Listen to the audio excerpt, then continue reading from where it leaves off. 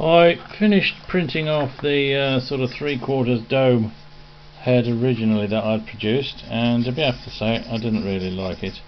It didn't fit together very well. I haven't made it very well either, and I just didn't like the look of it.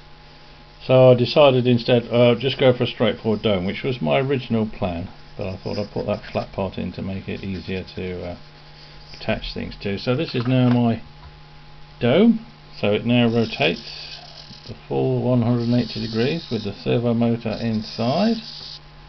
I've now got the problem that I've got to get the wires for the servo motor out, so I'll probably have to bring that out the back somewhere, or that's certainly be the easiest to think about. Inside here though, rather than have a flat plate outside, I put a flat plate inside. Can't really say. There we go.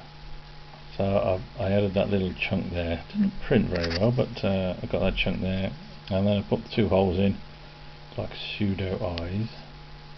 You can see those. There they are.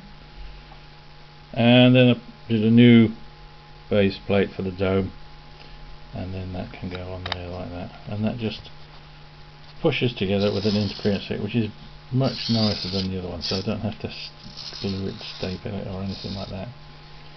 So I think I've got that now. I'm pretty happy with the sort of shell of the robot. I'm not going to do any more to it at the moment.